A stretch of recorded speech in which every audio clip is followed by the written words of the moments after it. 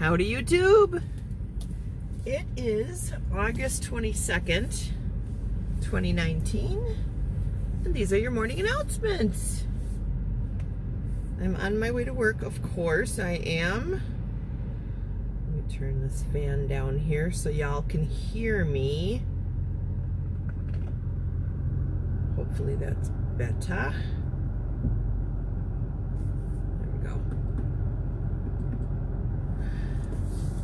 On my way to work,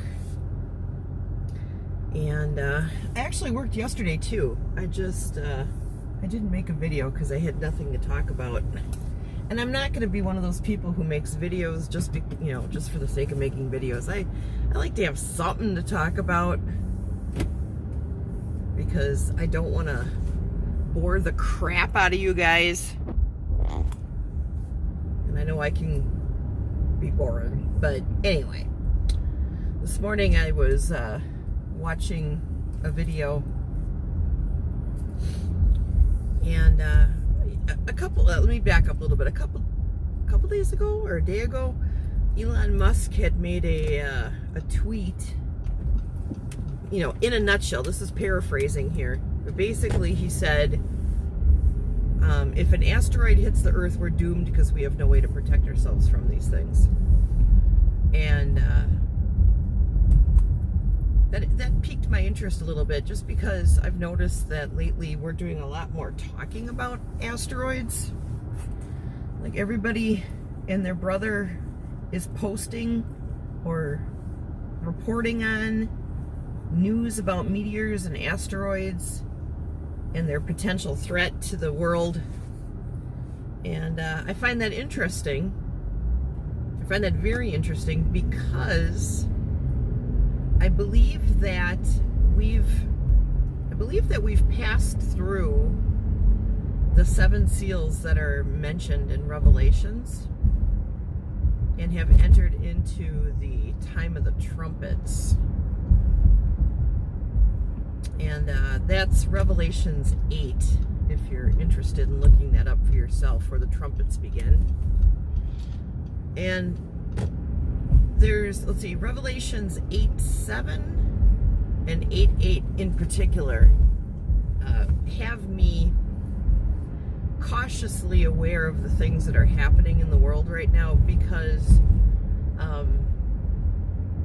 Revelations 8:7 talks about a hail that falls down on us that's a mix of fire and blood.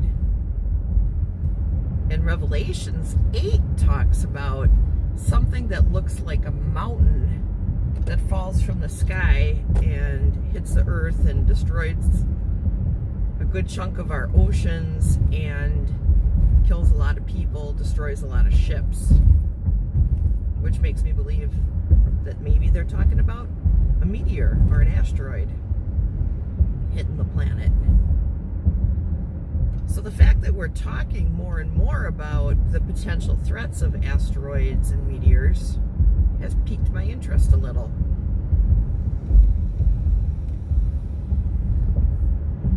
Because I'm thinking, yeah, that's definitely a threat. And something that I believe, and a lot of Christians believe, is that the United States of America isn't going to have much of a role to play in end times events.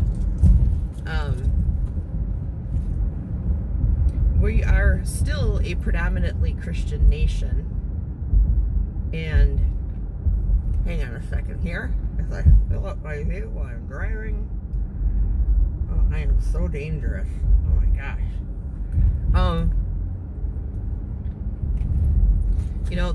There isn't much mention in the Bible of what the beast army is going to be, but it is definitely going to be something. And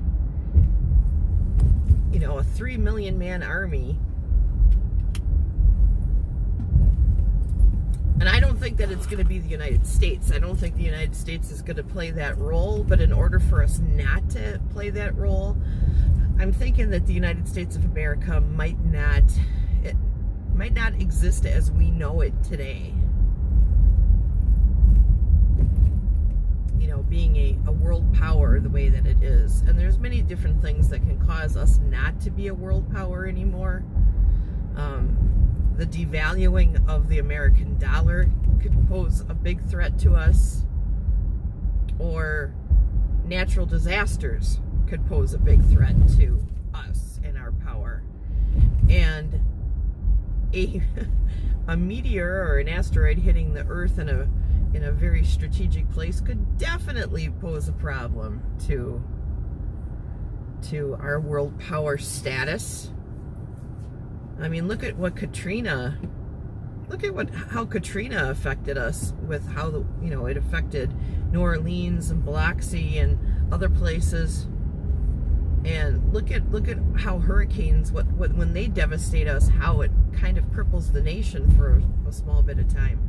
Imagine like an asteroid hitting somewhere here in the United States, or even off the coast, and how that would affect us economically.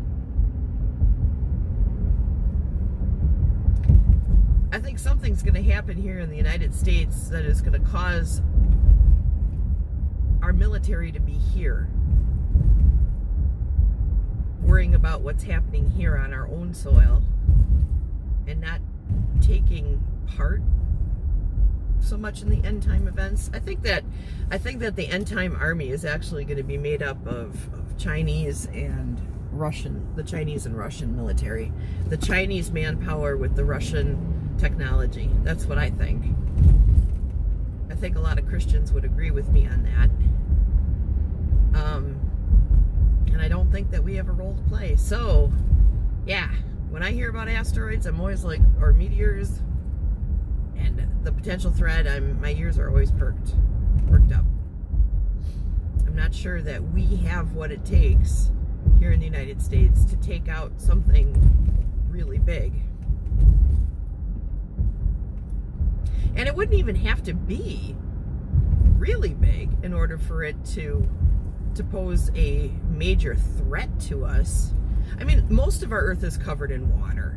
So there's a good chance that if something like that were to hit the planet, it would probably hit water, but that doesn't mean that, but that's almost as bad as it hitting land, because of the tsunamis and stuff that would happen afterwards.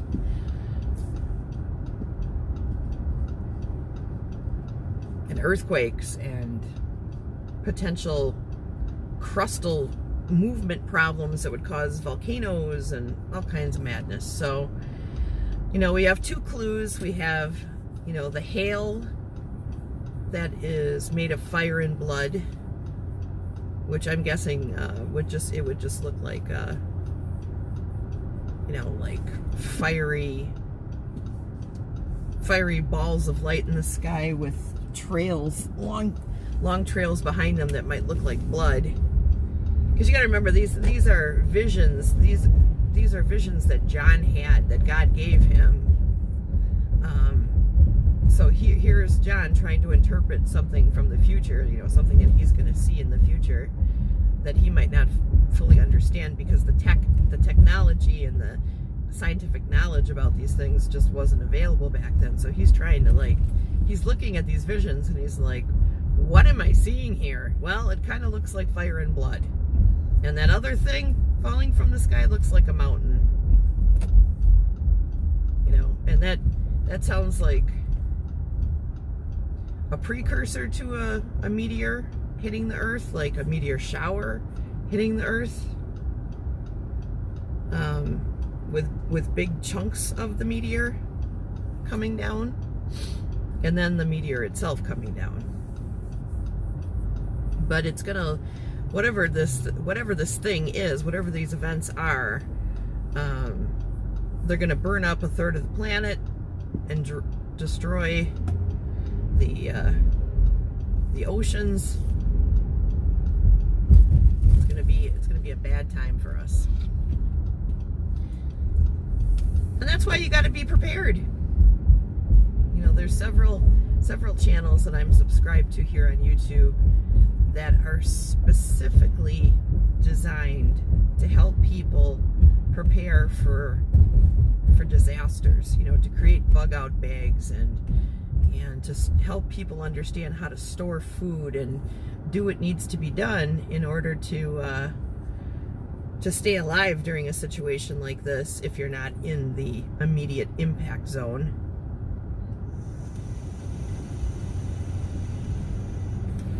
And I think that you should pay attention to these channels. They've got good information.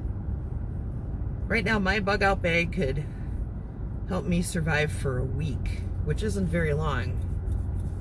I really need to do something more long term. My mom has a year's worth of food stored for, you know, for just such an emergency. And I'm thinking more and more that I need to do that as well. Plus, she has a year's worth of water, which a lot of people don't think about. But clean water is absolutely necessary to our lives, even more than food. Our body is mostly water. We need water. So, and I'm not telling you this to scare you or to like cause you to panic, but you should be preparing. You should be prepared anyways. Anything could happen. Your house could have a fire. You could have some sort of natural disaster. Your power could go off for several days. There's lots of things that could happen. There's lots of good reasons to be prepared for anything, you know. So I would highly recommend that you do that you have yourselves a bug out bag, you know, with some food, some clothes, some shelter, money, perhaps even a weapon or two, just to keep your family safe.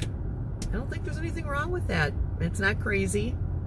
I mean, we've been given like lots of signs that, hey, this is a thing and we should probably think about this. I mean, every year our country gets hit by waves of tornadoes, waves of hurricanes, and forest fires, grass fires. Think about it. Think about how many people are displaced every year due to natural disasters in our country. It's smart to have a bug out bag, and then you don't have to worry, you don't have to panic, because you're prepared. And if nothing happens, great, awesome. But you've got that cheap security, you know, and you can make a great bug out bag for your family, or several, like I have, for relatively inexpensive. You can get a lot of the stuff right at the dollar store. So anyways, think about it. That's all I have to talk about today, guys. I love you guys. I hope you have a great day. Stay positive. And, you know, talking about things that could potentially happen is not a negative, it's a positive, because I'm helping you guys to prepare mentally and hopefully physically for things that could potentially be happening to us. So anyways, I love you guys. Mwah! Take care. Bye-bye.